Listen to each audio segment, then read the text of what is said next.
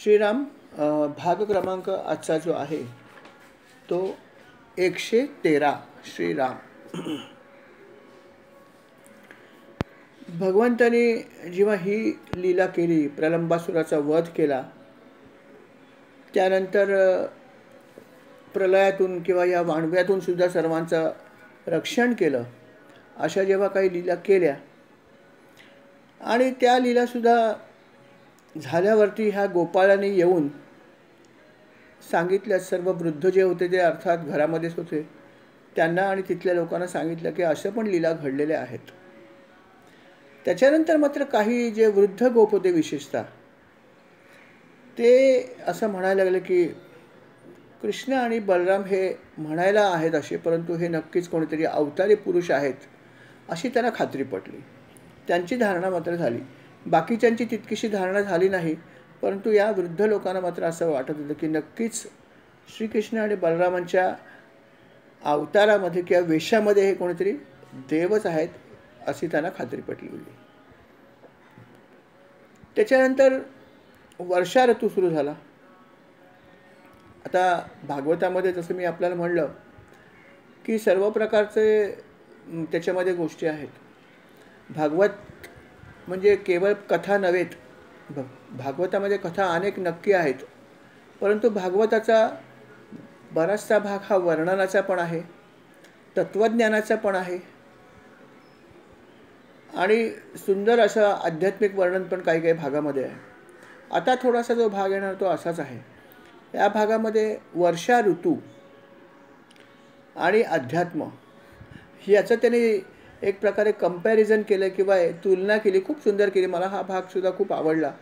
मला माहीत नाही मला कितपत आपल्याला हे सांगता येईल चांगल्या प्रकारे, परंतु खूप सुंदर भाग आहे. ह्यालाही आपण थोडासा स्पर्श करायला पाहिजे. जरी संक्षेपात भागवत सांगत असलो तरी पण ही सुद्धा सेवा महाराजांना विनंती की महाराज थोडासा क्लिष्ट वाटणारा भाग आहे, परंतु खूप सुंदर आहे. कारण याच्यामध्ये जे त्यांनी तुलना केली आहे वर्षा ऋतूची अध्यात्माच्या गोष्टींशी, ती खरंच मला खूपच सुंदर वाटते की कसं यांना सुचलं असेल आणि कसं केलं असेल. खरंच कमाल आहे, खूप सुंदर भाग आहे.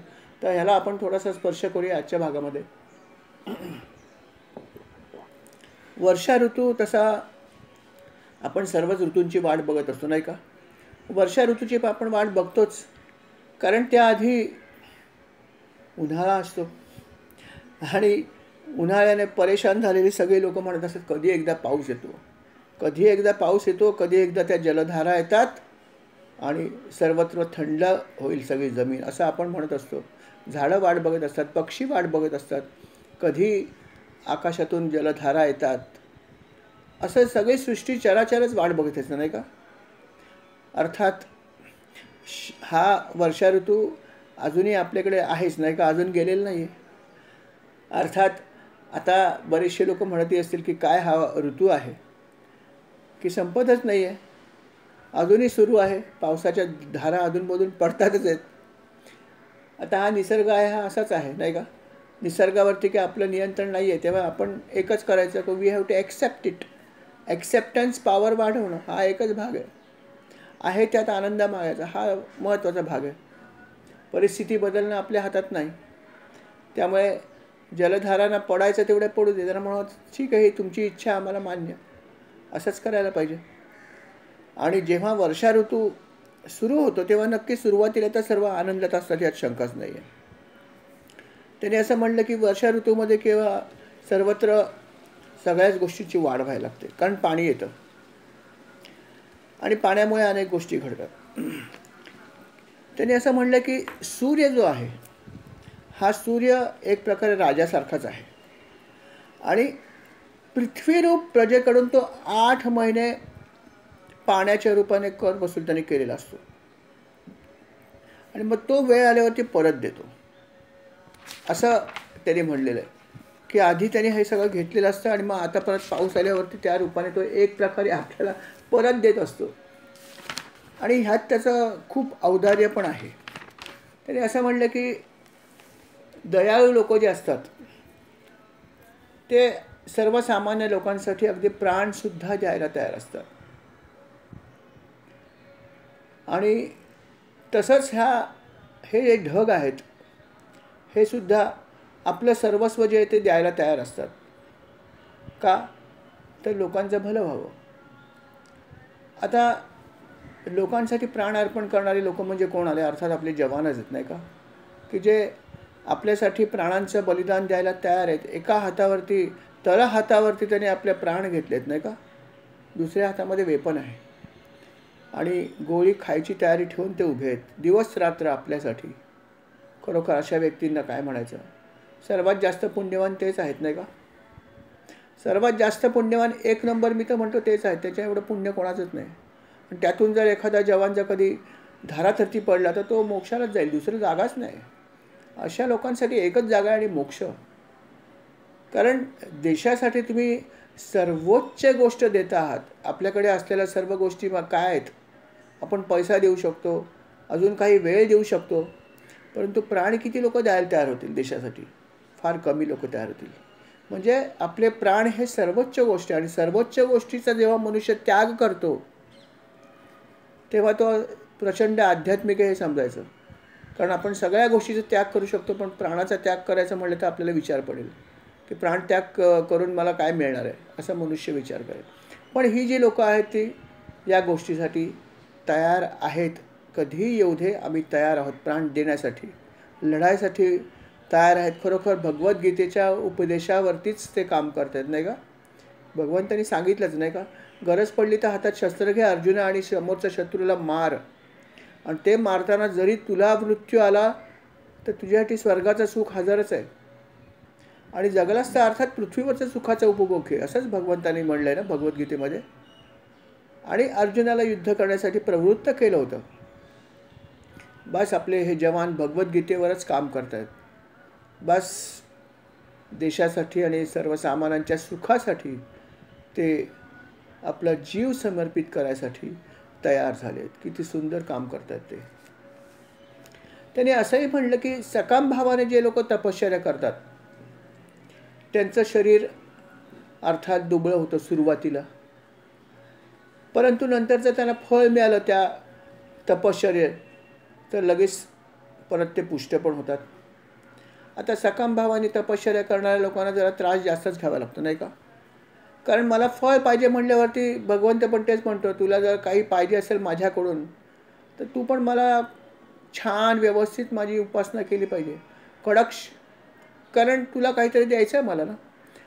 तू काय निरपेक्ष वृत्तीने माझी भक्ती करत नाही आहेस. आज आपल्या घरी एखादी व्यक्ती जेव्हा कामासाठी येते, कामवाली असेल किंवा कोणी, जेव्हा आपण तिला पगार देतो म्हणतो काम नीट कर, पैसे देणार तुला मी महिन्याला, काम नीट झालं पाहिजे, चालणार नाही, कुठल्याही प्रकारचं मला कामामध्ये हयगय चालणार नाही, आपण तिला सोडत नाही. बरोबर पण आहे व्यवहारामध्ये. तसं भगवंत पण म्हणतो की तुम्ही माझी भक्ती करता ठीक आहे, पण तुम्हाला माझ्याकडून जर काही हवं आहे म्हणून जर करत असाल विशेषतः विषय, तर मग तुम्ही व्यवस्थित केले पाहिजे. तुम्ही कुठल्याही ठिकाणी जर तुमचं न्यून राहिलं तर मला चालणार नाही. कडक भगवंताच्या बाबतीत खूप कडक आहे. आणि म्हणून त्यांनी म्हणलं की सकाम भावाने तपश्चर्या जेव्हा आपण करतो तेव्हा आधी शरीर दुर्बळ होतं, होणारच, पण फळ मिळताच पुष्ट होते. अर्थात जर तुम्ही चिकाटीने जर ते केलं, सकाम भक्ती मनुष्य चिकाटीने करतो, पण अशी भक्ती मनुष्य करत नाही की ज्यात माझ्यासमोर काही एम नसेल, की मला काय मिळणार नाही असं वाटत असेल तर कधी कधी भक्ती माणूस नीट करत नाही. 2 दिवस करतो, 3 दिवस करत नाही. जप आज केला उद्या नाही केला. सत्संग ठीक आहे, आठवड्यातला 1 दिवस अटेंड केला, 3 दिवस नाही केला, असं सगळं होत राहतं. कारण काय की इन्स्टंट फळ काय मिळणार नाही ना मला. पण जर उद्या असं सांगितलं असतं की तुम्ही आठवड्यातले 4 दिवस सत्संग केला तर तुम्हाला XYZ मिळणार आहे, 3 दिवस केला तर XYZ मिळणार आहे, 2 दिवस तुम्ही लगेच कराल.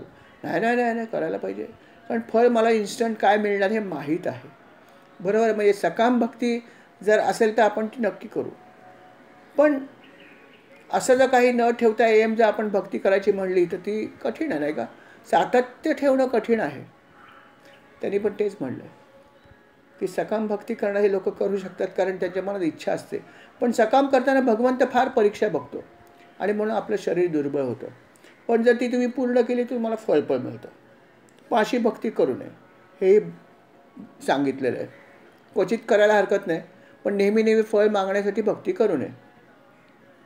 त्याने म्हणलं की जसं सकाम भक्ती केल्यावर फळ मिळाल्यावरती मनुष्य पुष्ट होतो, तसं उन्हाने वाळलेली जमीन पावसाच्या पाण्याने चिंब झाली की परत फुगते. बरोबर आहे ना? हे पण अगदी छान सांगितलं त्यांनी. त्याने असं म्हणलं की कलियुगामध्ये पापाचे सामर्थ्य वाढल्यामुळे पाखंडमत वाढून वैदिक संप्रदाय लोप पावतो. ही तर गोष्ट आपण पाहतच आहोत की सर्वत्र पाखंडाचंच राज्य आहे. चुकीच्या गोष्टी, खोट्या गोष्टी ह्यांनाच महत्त्व आलं आहे. किंबहुना ह्याच गोष्टी लोकांना खऱ्या वाटतात आणि त्यामुळे वैदिक संप्रदाय किंवा ह्या सगळ्या गोष्टी मागे चालल्या आहेत, हळूहळू लोप पावण्याच्या दिशेने चालल्या असं भागवत म्हणतं. जसं पावसाळ्यामध्ये होतं, कसं होतं की जेव्हा ढग येतात सर्वत्र आणि अंधार पसरतो, त्यावेळेस काजवे चमकतात, मग तारे चमकत नाहीत. तारे स्वयंप्रकाशी असून सुद्धा या ढगांमुळे ते चमकू शकत नाहीत. तसं वैदिक संप्रदायसुद्धा लोप का पावतो? तर पाखंड वाढल्यामुळे, पापाचं सामर्थ्य कलियुगामध्ये अशा प्रकारे घडतं. त्याने अजून एक छान उदाहरण दिलं आहे अजून, की नित्य नैमित्तिक कर्म आटोपल्यानंतर गुरुच्या आज्ञेनुसार ब्रह्मचारी शिष्य वेद पठण करू लागतात. म्हणजे नित्य नैमित्तिक तर करायचीच असतात, ती त्यांच्या नेहमीच्या भागाचं सगळं ते करतात, परंतु ते झाल्यावर सुद्धा गुरु कधी कधी सांगतात की तुम्ही वेद पठण पण करा. अर्थात मग त्यांनी सांगितल्यावर ते करायला लागतं. तसं त्यांनी म्हणलं आहे की जेव्हा हा ऋतू येतो तेव्हा हे बेडूक जे असतात ते एरवी काही करत नाहीत, परंतु हा ऋतू आल्यावर ते जोरजोरात ते डराव करायला लागतात.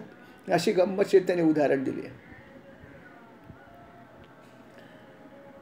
त्याच्यानंतर त्याने अजून एक छान सांगितलं आहे की इंद्रियावर ताबा नसलेल्या माणसाचे शरीर, धन इत्यादी सर्व संपत्ती कुमार्गाकडे जाते. हे तर अगदी करेक्ट आहे की माझ्याकडे भरपूर संपत्ती आहे, शरीर संपदा चांगली आहे, सगळं काही आहे, पण जर माझा इंद्रियांवर ताबा नसेल तर काय होणार?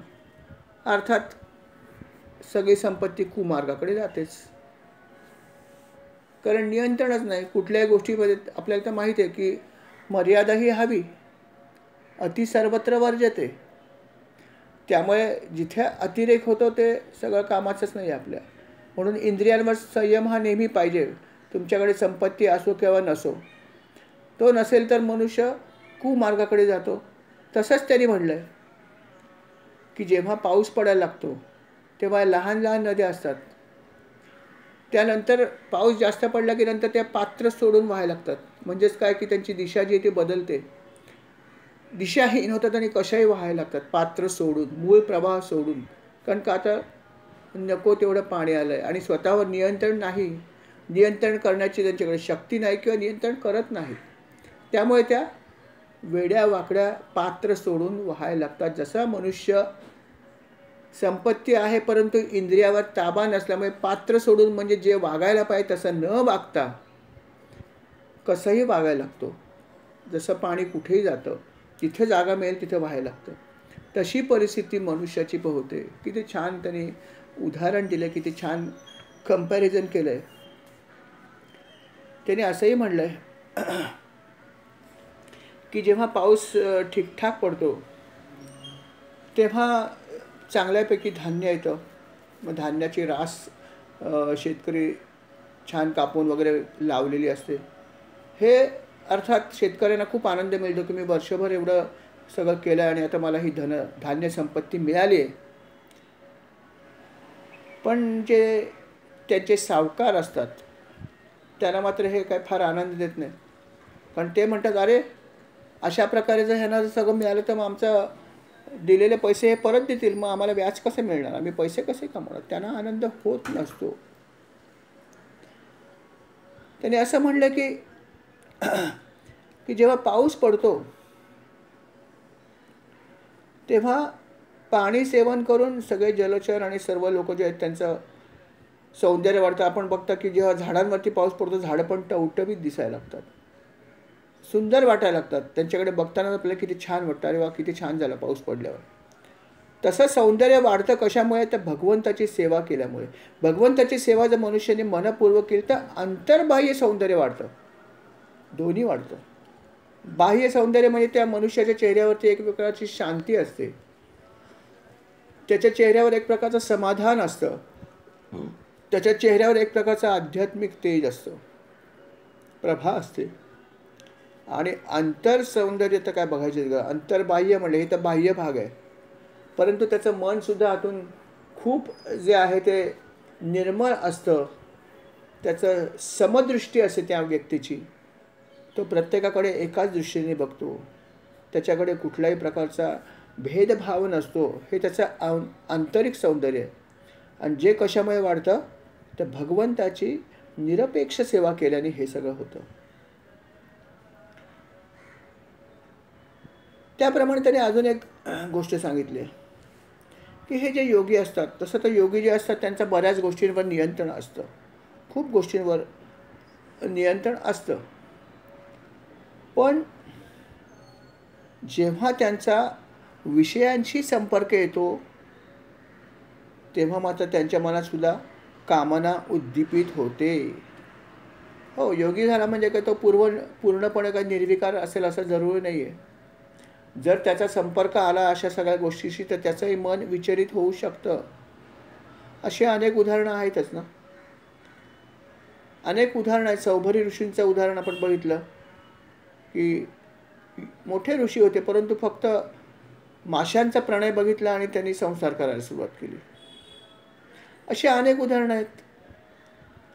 विश्वामित्रांचं सुद्धा जे आहे ते तपश्चर्या भंग केलीच होती मेनकेने.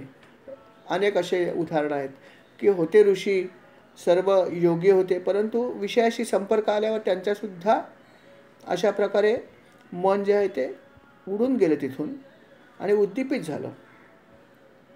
तसं होतं समुद्राचं सुद्धा. असा त्या समुद्र शांत असतो, अथांग असला तरी शांत असतो बऱ्याच वेळा, परंतु जेव्हा काही आतमध्ये आपण म्हणतो आपल्या याच्यात कमी दाबाचा पट्टा निर्माण होतो आणि मग वादळ निर्माण होतं आणि मग हा शांत असलेला समुद्र खवळून उठतो. जसं योग्याचं म्हणलं की योगी एरवी शांत असतात, समुद्रासारखे शांत, पण विषयांशी संपर्क आला की त्यांची सुद्धा कामना उद्दीपित होते. तसं ह्या समुद्राचं पण होतं की हा समुद्र जो आहे तो एरवी शांतच असतं, धीर गंभीर. आपण म्हणतो समुद्रासारखा धीर गंभीर आहे, दया सिंधू आहे वगैरे वगैरे आपण म्हणतो. समुद्राची उपमा आपण खूप वेळा देतो, पण हाच समुद्र जो आहे जेव्हा त्या ठिकाणी जेव्हा अशा प्रकारे काही गोष्टी निर्माण होतात त्यावेळेस तो खवळतो, त्याच्यामध्ये खूप फरक पडतो. असं मनुष्याचं किंवा योगांचं सुद्धा होतं. पण मग हे जे योगी आहेत किंवा हे जे भक्त आहेत हे निर्लेप कधी राहू शकतात? मला सांगा की असं जर सर्वांचं व्हायला लागलं तर कसं होणार? निर्लेप मनुष्य कधी होतो? त्याने म्हटलं की ज्यांनी आपलं चित्त भगवंताला समर्पित केलं आहे त्यांना कशानेही काहीही फरक पडत नाही. त्यांना दुःख झालं तरी ते स्थितप्रज्ञ असतात, आनंद झाला तरी स्थितप्रज्ञ. म्हणतात भगवंताची इच्छा. आनंद झाला ही पण त्यांची कृपा आहे, दुःख झाला ही पण कृपाच आहे. म्हणजे गंमत बघा की थोडंसं आत्ता मागच्या अध्यायात जे आपण ऐकलं होतं की कालिया नागाची पत्नी म्हणते भगवंताला की यात काय शंका नाही की माझ्या पतीने पाप केलं म्हणून तो सर्पयोनीत आला आणि हे सगळं त्याने चुकीचं केलं, परंतु त्याला आपण जे शिक्षा देता ही कृपाच आहे त्याच्यावरती, कारण त्यामुळे त्याच्या पापांचं क्षालन होईल. तसं आम्हाला जर दुःख झालं तर आपण म्हणलं पाहिजे देवा ही तुझी कृपा आहे आमच्यावरची, कारण या दुःखांमुळे माझं जे प्रारब्धातलं जे पाप आहे ते कमी होतं आहे. मग ही कृपा आहे की नाही? पण मी बघतो कसा ह्याच्यावर अवलंबून आहे. मी जर म्हणलं काय भगवंता काय तू माझ्यावर किती अवकृपा केली आहेस, काय मला दुःख झालं, तुझी अवकृपाच आहे माझ्यावर, काय फायदा एवढी करून, अशी काही लोक आहेत ना. अशी काही लोक नक्की आहेत. हा अनुग्रह घेतात लोक, कोणाचा घेतात इज नॉट इम्पॉर्टंट, तुम्ही कोणाचाही घ्या, परंतु अशी लोक आहेत की ज्या लोकांना असं वाटतं की आम्हाला नेहमी सुखच मिळावं, कारण माहीतच नाही अध्यात्म म्हणजे काय. त्यांना असं वाटतं मला नेहमी सुखच मिळालं पाहिजे. दुःख मिळालं तर तुम्ही काय करतात, गुरुंना विचारतात. तुम्ही काय करतायत, मी तुमचं एवढं कशाला करतोय, मग फायदा काय आम्हाला दुःख होण्यासाठी करतोय का, माहीतच नाही त्याला. आणि मग ते अशा प्रकारे दुःख करतात, कारण अज्ञान आहे त्यांचं हे, की नाही अरे दुःख झालं तरी समजायचं की याच्यामुळे माझ्या प्रारब्धाचा भार हलका होतोय, चांगली गोष्ट आहे, पुढल्या जन्मात मला हे सगळं कमी झालं माझं ऋण, असं म्हणायला पाहिजे. असं म्हणत नाहीत, अज्ञान. आपण स्थितप्रज्ञ राहायला पाहिजे. जसं तरी म्हणलं की ह्या पावसाळ्यामध्ये, वर्षा ऋतूमध्ये मुसळधार पाऊस पडतो, तरीसुद्धा पर्वत हलतात का, पर्वतांना काहीही होत नाही. स्थितप्रज्ञ, निसर्गाशी कंपॅरिझन केली आहे सगळी, अध्यात्माशी किती छान त्यांनी कंपॅरिझन केले. अशा प्रकारे त्यांनी हे सगळं सांगितलं की अध्यात्म हे आपल्या निसर्गाशी बऱ्याच ठिकाणी जे आहे ते निगडीतच आहे. परंतु आपण तशा नजरेने बघितलं तर आपल्याला समजेल की काय आहे निसर्ग आणि अध्यात्म काय आहे, वेगळं नाही. आणि असा हा सुंदर असा वर्षा ऋतू जो आहे तो तिथे आला होता वृंदावनामध्ये. जसं मी आपल्याला म्हणलं की वृंदावनामध्ये सर्वच ऋतू जे आहेत ते त्यांच्या मर्यादेत राहून येत होते. उन्हाळ्यामध्ये खूप उष्णता नव्हती, वर्षा ऋतूमध्ये काय खूप वर्षा व्हायची नाही, थंडीमध्ये पण मर्यादितच सगळं व्हायचं, कारण भगवंताचा तिथे प्रेझेन्स किंवा त्यांची उपस्थिती, ज्या ज्या ठिकाणी भगवंताची उपस्थिती आहे तिथे या सगळ्या गोष्टी व्यवस्थितच व्हायच्या. जसं वर्णन केलं आहे की जेव्हा प्रभू रामचंद्र जेव्हा राज्य करत होते, त्यांच्या राज्यामध्ये दुःखही नव्हतं कोणाला, कारण काय की त्यांच्या आज्ञेशिवाय काहीच व्हायचं नाही, सर्व ऋतू व्यवस्थित व्हायचं, सगळं काही छान व्हायचं, कारण राजा तशा प्रकारचा होता. राजावर बरंच काही अवलंबून असतं असं म्हणलेलं आहे. आणि आता वृंदावनात तर प्रत्यक्ष भगवंत हजर आहेत बलराम दादासह, त्यामुळे तिथले सगळे जे ऋतू होते ते आनंददायी पद्धतीनेच येत होते. आणि अर्थात ऋतू कसाही जरी असला तर जिथे भगवंत आहे तिथे आनंद आहे. आणि हा आनंद या सर्व बाळगोपाळांना मिळत होता. भगवंताच्या ह्या उपस्थितीमुळे बाळगोपाळ दररोज आनंद घेत होते आणि तो त्यांना मिळत होता. पण एकंदरीत ह्या वर्षा ऋतूमुळे त्यांचा आनंद अर्थात द्विगुणित झाला होता. त्यांच्या रोजच्या दिनक्रमामध्ये मात्र काही विशेष फरक पडला नाही. फक्त आता एवढंच झालं होतं की जेव्हा पाऊस यायचा तेव्हासुद्धा ते चरायसाठी घेऊन जायचे, पण मग आसऱ्यासाठी कुठे एखादी गुहा आहे का हे पण शोधायचे, कारण पाऊस पडल्यावर भिजून पण जातील ना. आणि मग लौकिकामध्ये आपण आहोत म्हटल्यावर त्याप्रमाणे राहायला पाहिजे, म्हणून भगवंत जे आहे ते एखादी गुहा शोधायची की ज्या गुहेमध्ये पाऊस पडत असताना आपल्याला आश्रयाला राहता येईल. आणि अशा प्रकारे भगवंत आणि सगळ्यांचे सगळे सवंगडी पावसाळ्यात सुद्धा त्यांचं नेहमीचं काम असंच करत होते. पाऊस थोडा थांबला की परत खेळ खेळायला सुरुवात, वेगवेगळे खेळ खेळायचे, कंदमुळं आहेत आलेली सगळी पावसाळ्यामध्ये वेगवेगळी फळं मिळायची, ती सगळी काढायची खायची, आनंदामध्ये परत एकदा सर्वत्र एकत्र बसून काला करायचा आणि त्याचा उपभोग घ्यायचा. अशा प्रकारे भगवंताचा आणि त्यांच्या सर्व सवंगड्यांचं जे आहे ते रोज दिनक्रम चालला होता. आणि वर्षा ऋतूमध्ये अर्थात या सर्व गोष्टीला जास्त आणखीन त्यांना आनंद मिळत होता. अशा प्रकारे या वर्षा ऋतूमध्ये सुद्धा ते आनंद घेत होते. बघता बघता वर्षा ऋतू संपला आणि शरद ऋतू आला. आता हे आकाशामध्ये ढग वगैरे काही नव्हतं आणि वारा वगैरे संथ गतीने वाहायला लागला, कारण हे होणारच. त्यांनी अजून एक गंमतशीर वर्णन केले. त्यांनी असं म्हणलंय की जेव्हा शरद ऋतू येतो आणि पाणी तेव्हा थोडंसं निर्मळ होतं, वारा संथ गतीने वाहायला लागतो, हे सगळं नंतर होतं. आणि योगभ्रष्ट जे पुरुष असतात किंवा योगी असतात, जसं मी म्हटलं की जेव्हा कामनांशी त्याचा संबंध होतो तेव्हा ते भ्रष्ट होतात, पण परत जेव्हा ते साधना करतात परत निर्मळ होतात. जसं पाणीसुद्धा जे आहे ते नंतर परत स्वच्छ व्हायला लागतं, कारण कधी कधी कुठलं पाणी कशात मिक्स होईल माहीत नाही पावसाळ्यामध्ये, पण नंतर मग हळूहळू जलाशयसुद्धा सगळे स्टेबल होतात आपल्या हिशोबात. परत त्याच्यामध्ये अनेक प्रकारची कमळं तयार होतात आणि त्याच्यामुळे सुद्धा पाणी स्वच्छ व्हायला लागतं, असंही त्यांनी वर्णन केलं आहे.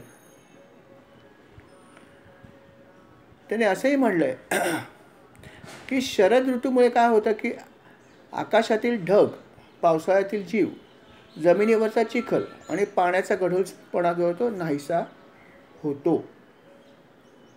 जसं कामनांचा जर त्याग केला तर मग ते जे कामनांचा त्याग करणारे ऋषी किंवा मुनी आहेत किंवा योगी आहेत त्यांची पण स्थिती अशीच होते. ते शांत होतात, त्यांचं मन स्वच्छ होतं, पण केव्हा? सर्व कामनांचा त्याग केला तर. पण अर्थात या सर्व गोष्टींसाठी आपल्याला नेहमी आपल्या गुरूंचं मार्गदर्शन घेतलं पाहिजे किंवा गुरूंनी जे मार्गदर्शन करून ठेवलं आहे त्या मार्गावरती आपण चाल केली पाहिजे व्यवस्थित. म्हणून अधूनमधून आपण आपल्या साधनेची थोडीशी तपासणी केली पाहिजे की आपण बरोबर वाटचाल करतो की नाही करत. आपण जे करतोय ते बरोबर आहे का, पुरेसं आहे का. पुरेसं असणं पण जरुरी आहे ना. कारण काय की जसं पोटाला आम्ही बघतो किती खाल्ला आज, भात किती खाल्ला, पोळ्या किती खाल्ल्या, भाजी किती, क्वांटिटी कमी तर नाही गेली ना. पोट व्यवस्थित भरायला पाहिजे, शरीरात शक्ती कशी येणार याची काळजी आम्ही घेतो. तसंच आपल्याला आपली उपासना किती होते, आपला जप किती होतो याचं पण काहीतरी आपण मोजमाप ठेवलं पाहिजे ना. की निदान एवढा तरी व्हायला पाहिजे, मी आज कार्यरत आहे, सकाळी जाऊन संध्याकाळी येतो, ठीक आहे, याच्यात मला एवढा वेळा तरी करायचं आहे, हे आपण स्वतः ठेवलं पाहिजे. आता सुट्टी आहे समजा दिवाळीची, मग मी किती केली पाहिजे साधना, किती जप केला पाहिजे, काय केलं पाहिजे, याचं मोजमाप वेगळं असायला पाहिजे की नाही. बाकी गोष्टीत आमचं मोजमाप असतं, मग या ठिकाणी का नको. या ठिकाणी सुद्धा आपलं मोजमाप असणं अत्यंत जरुरी आहे. आपल्या साधनेचं मॉनिटरिंग आपल्यालाच करायचं आहे. आणि जर आपण करू शकत नसेल तर कोणाला ते सांगा की बघा बाबा माझा असा दिनक्रम आहे, तुम्हाला काय वाटतं, बरोबर आहे का चूक आहे, विचारा कोणाला तरी. कारण कोणी सांगणार नाही. असं इतरांना सांगणं हा प्रॉब्लेमचा भाग असू शकतो ना, त्याला खराब वाटू शकतं. पण म्हणून आपण जरूर विचारावं की बाबा सांगा तुम्ही, माझी ही साधना मी अशा प्रकारे करतो आहे. अर्थात योग्य व्यक्तीला सांगा, वाटेल त्याला सांगू नका, पण सांगणं जरुरी आहे. अध्यात्म चर्चा हा खूप महत्त्वाचा भाग आहे. आणि थोडीशी आध्यात्मिक चर्चा जर आपण केली तर नक्कीच आपली प्रगती होते. जसं आता येत्या शुक्रवारी म्हणजे उद्याच माझ्या मते, हो उद्याच आपल्या एक साधिका आहेत सुरेखाताई सावंत, त्यांच्या घरी उद्या एक त्यांनी आध्यात्मिक बैठकीचं आयोजन केलं आहे 4:30 वाजता. आणि त्याच्यामध्ये आपली उपासना तर आहेच आहे नेहमीप्रमाणे थोडीफार, परंतु थोडंसं आपण आध्यात्मिक चर्चा पण करणार आहोत त्या. म्हणून मला प्रश्न विचारला एका व्यक्तीने की बैठक का म्हणलं आहे. तर म्हटलं असं काही नाही, बैठक की ओके, परंतु थोडासा आध्यात्मिक चर्चासुद्धा करावी असा एक विचार आहे. आणि म्हणून उद्या 4:30 वाजता त्यांच्या घरी जमावा असा त्यांनी मेसेज ऑलरेडी ग्रुपवरच टाकला आहे. त्यामुळे ज्यांना शक्य आहे त्यांनी जरूर यावं. त्यांचा पत्ता पण त्यांनी दिला आहे. आणि मग त्या ठिकाणी थोडीशी आध्यात्मिक चर्चासुद्धा आपल्याला करायची आहे. मग त्यावेळेस एक्सचेंज ऑफ थॉट जो आहे तो होऊ शकतो, कारण याला खूप महत्त्व आहे. आध्यात्मिक चर्चा करणं फार महत्त्वाचं आहे. वैयक्तिक साधना तर आपण करत असतो, सामूहिक साधना पण आपण करत असतो, पण चर्चा सहसा होत नाही. कारण चर्चा करण्यासाठी तशा प्रकारचे साधक आपल्याला भेटले पाहिजेत एकत्र, आणि तेवढा वेळ पाहिजे. कारण उपासनेला आपण एकत्र जमतो, पण तेव्हा चर्चा करायला आपल्याला वेळ नसतो, आपण घाईत असतो. रविवारी जरी जमलो उपासनेला तरी 11:30 11:45 आरती झाली की प्रत्येकाला जायची घाई असते. बोलायला काही लोक येतात जरा बोलायचं 5 मिनटं, पण घाई सगळ्यांनाच असते, बोलता येत नाही. थोडाफार आपण जेव्हा आता ऑनलाईनसुद्धा आपण जमतोच की, ऑनलाईन जमल्यावरती सुद्धा बऱ्याच वेळा आपल्याकडे वेळ नसतो. कारण ह्या सगळ्या सेवा ज्या आहेत अगोदरच्या, जसं नामस्मरण आहे, रामरुदम आहे आणि नंतर भागवत आहे, ते झाल्यावरती 5:15 5:30 वाजतातच. तरी आपण थोडासा असं म्हणतो की जे काय आपण श्रवण केलं त्याच्यावरती तुम्हाला काय बोलायचं तर बोला, निदान बोलायची इच्छा असेल, विचारायची इच्छा असेल, काहीतरी बोलू शकतो.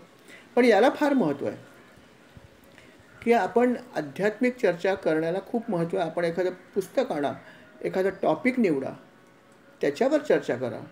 तसं आपल्या ग्रुपमध्ये बरेच लोक भगवद्गीता शिकत आहेत, चांगलीच गोष्ट आहे. भगवद्गीता शिका, ही चांगली गोष्ट आहे, यात शंकाच नाही आहे. परंतु त्याच्यामध्ये जो उपदेश केला त्याच्यावर थोडीशी आपण चर्चा पण केली पाहिजे, की काय उपदेश केला आणि त्याचा भावार्थ काय. सरळ अर्थ तर आपल्याकडे दिलेला आहे, लिहिलेला आहे, परंतु त्याचा भावार्थ हा खूप महत्त्वाचा आहे. त्यामुळे आध्यात्मिक चर्चा हा खूप महत्त्वाचा भाग आहे. आपल्याला माहीत पण आहे की बेलसरे बाबांची 10 पुस्तकं प्रकाशित झालेली आहेत फार पूर्वीच, की त्यांच्या घरी ते नेहमी अध्यात्म चर्चा व्हायची. आणि त्या अध्यात्म चर्चेचं जे टिप्पण म्हणजेच ती पुस्तकं आहेत, 10 भाग आहेत त्याचे. खूप सुंदर पुस्तकं आहेत ती. त्याने खूप विषयावरती खोल अशी चर्चा केलेली आहे आणि पुस्तकं खूप चांगली आहेत. कुठला भाग आपल्याला त्यातला सुटेबल होईल तो आपण शोधायचा आहे, परंतु पुस्तकं खूप चांगली आहेत. म्हणण्याचा भाग एवढाच की आध्यात्मिक चर्चा हा महत्त्वाचा भाग आहे. पूर्वी आम्ही उपासनेसुद्धा केळकर साहेब होते, मला आठवतं, तेव्हा आम्ही असा एक सब्जेक्ट ठेवला होता की प्रश्नोत्तरक हा एक 15 मिनिटाचा कार्यक्रम ठेवला होता, की प्रश्न विचारा कोणाला काय हवी ती, त्याच्यावर उत्तर द्यायचं, ज्याला जमेल त्यांनी द्या. असं काही नाही की कोणी पर्टिक्युलर व्यक्तीने दिलं पाहिजे, पण त्या व्यक्तीला सॅटिस्फाय करायचं आपण उत्तर देऊन.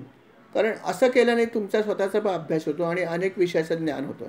असं आम्ही उपासनेमध्ये ठेवलं होतं काही दिवस आणि बरेच दिवस हे केलं पण होतं, नाही का केळकर साहेब, तुम्हाला आठवत असेलच. हे आपण केलं होतं. तर म्हणून मला म्हणायचं असं की अध्यात्म चर्चा ही महत्त्वाची आहे. आणि उद्या सुरेखाताईंकडे असा एक कार्यक्रम ठेवलेला आहे.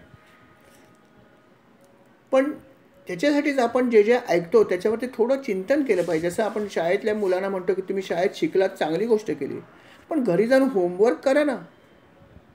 होमवर्क करा म्हणजे काय, जे ऐकलं आहे त्याच्यावर थोडासा विचार करा की मी काय ऐकलं आहे, त्याच्यावर थोडासा विचार करा की मी काय करतो आहे, काय करत नाही आहे, काय करायला पाहिजे. याचं अवलोकन आपणच केलं पाहिजे ना.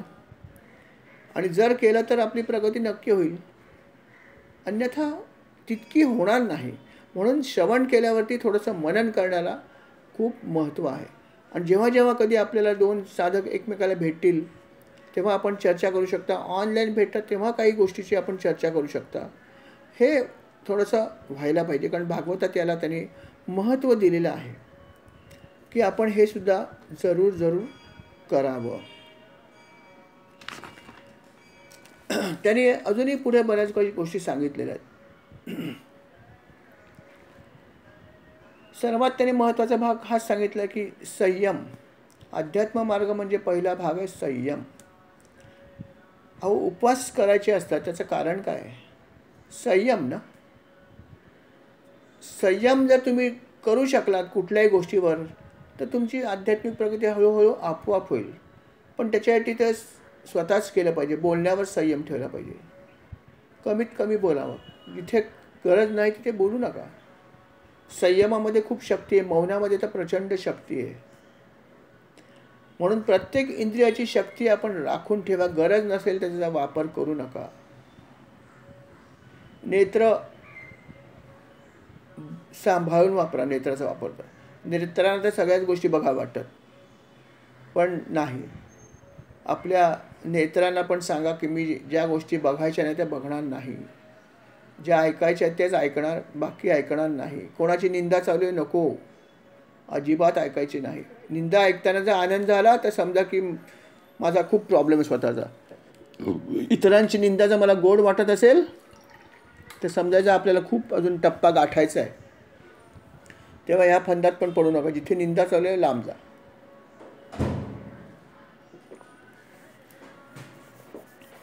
आणि वाणीवरती संयम तर खूपच महत्त्वाचा आहे, कारण सर्वात जास्त आपण ह्या वाणीचाच करतो.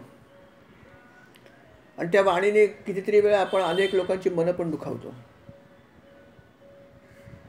आणि आपण प्रार्थना करतो की मन कोणाचे कधी न दुखवावे, अशी प्रार्थना आपण त्या एका प्रार्थनेमध्ये म्हणतो की मन कोणाचं कारण नसताना दुखवू नका. मी फार स्ट्रेट फॉरवर्ड आहे, मी कोणाची पर्वा करत नाही, हे सगळं ठीक आहे. पण तुम्हाला जे सांगायचं ते मी सांगायला हरकत नाही, पण चांगल्या प्रकारे सांगा.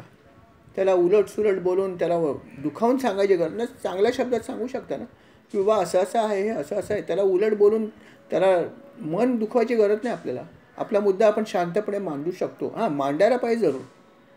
असंही करू नका की त्याला काय वाटेल म्हणून सांगणार नाही. जिथे योग्य वाटेल सांगायला पाहिजे. पण ते सांगत असताना शांतपणे सांगा. संयम तुमच्या भावनेवर पण करा. संयम हाच अध्यात्म आहे खऱ्या अर्थाने, असं भागवतामध्ये त्याने म्हटलेलं आहे. अशा प्रकारे खूप सुंदर असा उपदेश भागवतामध्ये वेगवेगळ्या प्रकारचा उपदेश त्याने केलेला आहे. भागवतामध्ये त्याने आणखीन काही गोष्टी खूप महत्त्वाच्या सांगितल्या. ती म्हणजे भक्ती. भक्तीला सर्वात जास्त महत्त्व आहे. भगवंताची, कृष्णाची भक्ती ही सर्वोच्च भक्ती समजली जाते. जरी अनेक देव असले, कुठलीही देवता तुमची उपास्य देवता असेल, राम असेल, कृष्ण असेल, अजून कुठले देव असतील असू द्यात, परंतु भक्ती मार्गामध्ये कृष्ण भक्ती ही सर्वोच्च भक्ती समजली जाते.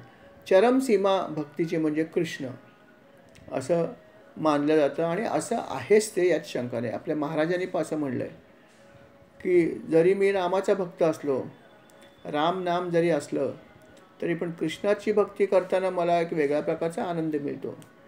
म्हणून तर महाराजांच्या समाधी मंदिरावरती कृष्णाचं मंदिर आहे, रामाचं मंदिर दुसरीकडे आहे. पण समाधी मंदिरामध्ये महाराजांच्या समाधीवरती मंदिर असेल तर कृष्णाचं आहे. आणि कृष्णाची काकड आरती आपण करतो, लोणी साखर दाखवतो. कारण कृष्ण भक्तीचं स्थान वेगळं आहेच आहे, हे महाराजांनी पण आपल्याला सांगितलं. आणि हा आनंद आपण आता बघतोच आहोत ना, घेतोच आहोत ना, की भागवतामध्ये संपूर्ण कृष्णावरती फोकस आहे.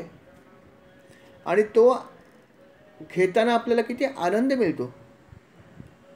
भगवंताच्या लीला, ऐकलेल्या लीला ऐकताना किती आनंद येतो, किती छान वाटतं, मन किती फ्रेश वाटतं. कारण कृष्ण भक्तीमध्ये खूप शक्ती, हे भगवंतानीच केलेलं आहे. अर्थात भगवंतानीच वेगवेगळी रूपं घेतलेत, वेगवेगळ्या अवतार घेतलेत, कारण त्यातून वेगवेगळ्या प्रकारच्या गोष्टी भक्तांना मिळाव्या म्हणून. आणि म्हणून भागवतामध्ये त्यांनी हेच सांगितलं की तुम्ही भक्ती करा, आणि भक्तीने जर तुम्ही काही गोष्ट केली तर ती तुम्हाला फळेल. नारदीय भक्तिसूत्र म्हणाचं एक पुस्तक आहे, ते पण खूप सुंदर आहे. त्यातले काही भाग पण खूप सुंदर आहे. त्यांनी सांगितलं भक्ती तुम्ही जितक्या जोरात कराल तेवढी करा. तसं राग आल्यावरती मला आदरापण पण करू शकतो, हातातली वस्तू फेकून देऊ शकतो, समोरच्याला काहीही बोलू शकतो, सोडणार नाही तुला, मी असं करीन, मी तुला तसं करीन, वाव वाव वाव. अशाच प्रकारची हाच त्वेष, हीच भावना भक्ती करताना ठेवा ना. ज्या त्वेषाने मी इतरांवरती रागवतो, तुला सोडणार नाही, बघून घेईन, वाव वाव, काय करत नाही सांगा. कधी कधी एखादी वस्तू आपल्या हातातली मौल्यवान सुद्धा फेकून देतो आपण, ही भावना आपली. आणि ठीक आहे, तेव्हा कदाचित त्या व्यक्तीने चूक केली पण असेल, पण अशी भावना जी तुमची आहे, उत्कटता जी आहे भावनेची, ती थोडी भक्ती मार्गात पण वळवा ना. की ज्या उत्कटतेने मी रागावतो, ज्या उत्कटतेने मी रागावते, तशी उत्कटता माझ्या भक्तीत आणा ना. ती भक्तीमध्ये पण यायला पाहिजे. अशी उत्कटता जर आपल्या भक्तीमध्ये आली तर भगवंताला ही फार आवडते. पण ती येते का नाही हा प्रत्येकाने विचार करावा. की मी जितक्या उत्कटतेने रागावते किंवा रागावतो, राग आल्यावरती, तितक्या उत्कटपणा माझ्या भक्तीमध्ये असतो का, आणि नसेल तर तो का येत नाही, तो यायला पाहिजे. फक्त आपण येऊन एखादी स्तोत्र आणि मंत्र म्हटली ठराविक वेळ की भक्ती नाही झाली, ती तर ठीक आहे, भक्ती आहे ती, पण उत्कटतेला महत्त्व आहे, भावनेला महत्त्व आहे. ती आपल्या भक्तीतून प्रगट होते का. प्रत्येक गोष्ट आतून आली पाहिजे, पिळवटून अंतःकरण नाम बाहेर पडलं पाहिजे. नामात पण शक्ती आहे, अलौकिक. लक्षात ठेवा, साधी गोष्ट नाही नाम म्हणजे, अलौकिक शक्ती आहे. पण ती शक्ती प्रगट होण्यासाठी नाम पण तसं आलं पाहिजे, आतून आलं पाहिजे, प्रगट झालं पाहिजे नाम. हे जेव्हा होतं तेव्हा आपली भक्ती पोचते, ती भक्ती झाली. अगोदर वॉर्मअप आहे आपलं हे सगळं. अर्थात ते काही फुकट जात नाही. आधीचं सुद्धा जे केलं ते फुकट कुठेच जात नाही. भक्ती मार्गामध्ये तुम्ही जे काय कराल ते कुठेही फुकट जात नाही, सगळं कामीच येतं, हे लक्षात ठेवा. पण आपल्याला भक्ती अशा प्रकारची करायची हे लक्षात ठेवा. अशा प्रकारची उत्कटता मला माझ्या प्रत्येक ठिकाणी आली पाहिजे. जप करताना आली पाहिजे, भजन करताना आली पाहिजे, सगळ्या ठिकाणी मला ही उत्कटता आली पाहिजे. ऐकताना आली पाहिजे, सांगताना आली पाहिजे, आतून आली पाहिजे. ही भक्ती कशी येईल याच्यासाठी प्रयत्न केला पाहिजे. याच्यासाठी मनपूर्वक जी आहे ती प्रार्थना केली. प्रार्थनेला खूप महत्त्व. म्हणून तर आपण पहिली प्रार्थना करतो. काय आले आपण नामस्मरण सुरू करत नाही. महाराजांनी सांगितलं कधीही करा, कसंही करा, नाम घ्या, झालं काम माझं. बरोबर आहे. तरी आल्यावरती पहिला श्री गणेशाय नमः, श्री राम समर्थ, गुरुर्ब्रह्मा, हे सगळं का करतो. ते झाल्यावर परत प्रोजमध्ये आपण प्रार्थना करतो. भगवान गुरुदेव आमच्या चरणी, नमस्कार आपल्या चरणी, वगैरे वगैरे. का करतो. प्रार्थनेला खूप महत्त्व आहे. त्यांची जोपर्यंत आपण मनपूर्वक प्रार्थना करत नाही तोपर्यंत बाकीची भक्ती पोचतच नाही. की तुम्ही आमच्याकडून ही गोष्ट करून घ्या, ही पहिली प्रार्थना आहे महत्त्वाची. म्हणून प्रार्थना खूप खूप खूप खूप महत्त्वाची. तुम्ही काहीही उपासना करा, स्तोत्र म्हणा, मंत्र म्हणा, भजन करा, जप करा, ध्यान करा, काही करा, करताना प्रार्थना तुमची अतिशय चांगली झाली पाहिजे. प्रेयर ज्याला आपण इंग्लिशमध्ये म्हणतो, प्रेयर नसेल तर काहीच गोष्ट होत नाही. जरी माझ्या हक्काची रजा असली तरी मी माझ्या ऑफिसमध्ये लिहितो की डिअर सर, काइंडली सँक्शन माय लीव. कृपया माझी रजा आपण मंजूर करावी. काइंडली लिहावं लागतं नाही का. Please kindly do the needful. विनंती लागते. हक्क आहे म्हणून अशीच रजा मागता येत नाही, देणार नाही. He can deny. अधिकार आहेच ना डिनाय करण्याचा. पण तरी प्रेयर येते त्याच्यामध्ये. कृपया माझी रजा मंजूर करावी. हे जर लौकिकामध्ये आहे तर भगवंताला पण तसंच आहे. लक्षात ठेव. काही बाबतीमध्ये भगवंत आपल्याकडून अशीच अपेक्षा ठेवतो की ती माझी प्रार्थना प्राणप्राणाने करा. पंचही प्राणांचा दीप लाविला जाणार. नुसतं 5 दिवे लावायचे नाही. पंचही प्राणांचा दीप लाविला जाणार असं आपण महाराजांना म्हणतो. अहो माझे पंचप्राण तुमच्यावर मी ओवाळायला तयार आहे. हा काकडा काय, हा वरचा आहे. हो, हा मी करणारच आहे. पण माझे त्याच्यातून खरं पाहिलं तर पंचप्राण आपल्यासाठी मी ओवाळून टाकायला तयार आहे. असा दीप मी लावला आहे. पंचप्राणाचा दीप मी लावला आहे. हे फक्त बाह्य अंग आहे माझ्या काकड आरतीचं असं वाटलं पाहिजे. अशी भावना करून जर मी काकड आरती केली तर महाराजांना पोचली. समजा तुम्ही काय सुंदर काकड आरती. मला त्याचा अर्थच इतका आवडतो. सत्व रज तमो गुणांचा काकडा केला. खरंच माहीत आहे पण परत ऐकायला आणि सांगायला माहीत की सत्व रज तमो हे माझे सगळे गुण आहेत. यांचा मी काकडा करते, यांचा काकडा करते हे जाते. आणि माया ममता स्नेहामध्ये समोर भिजलं. हे गुण जाळण्यासाठी वापरते काय, माया ममता आणि स्नेह याचं तूप तयार केलं मी. माया ममता स्नेहामध्ये समूळ भिजवला. मुळासकट. कारण मुळासकटच सगळे हे निघायला पाहिजे. मूळ जर राहिलं तर परत ते सगळं बाहेर येणार. म्हणून हे सगळे जे गुण आहेत त्यांचा मी काकडा करते. हे जर आपण समजून केलं तर नक्कीच काहीतरी परिणाम घडेल. काहीतरी आपल्या गोष्टी कमी होतील नक्कीच, अवगुण आपले. पण हे समजून अशा प्रकारे पहिली प्रेयर केली पाहिजे. म्हणून पहिली काकडा आरती, नंतर बाकी उपासना आहे. सुरुवातीला 4:45ला काकड आरती होते अशा प्रकारे, नंतर बाकीच्या गोष्टी. हो, आणि त्याला वेळेला महत्त्व आहे. लक्षात ठेवा. काकड आरती करायची नेहमी तुम्ही सूर्य उगवायच्या आधी केली पाहिजे. हा खूप महत्त्वाचा भाग आहे. सूर्य उगवला की आरती होते, काकड आरती होत नाही. व्याख्या आहे का त्याला काकड आरती म्हणायची. काकडा आहे म्हणून केवळ नाही म्हणायची की एरवी काकडा पेटवत नाही आपण. हो, पण तो काकड आरतीचं टायमिंग आहे काहीतरी की ब्रह्ममुहूर्तापासून ते सूर्य उगवेपर्यंत जी आरती होते ती काकड आरती. सूर्य उगवल्यावर झालेली आरती फक्त आरती असते. काकड आरती नेहमी सकाळी व्हायला पाहिजे. हे आपण पाळलं पाहिजे. नाहीतर काय झालं 6, 6:30, 6:15, चला आता मी काकड आरती करतो. काय त्याला अर्थ. त्याला काकडा शब्द नका लावू.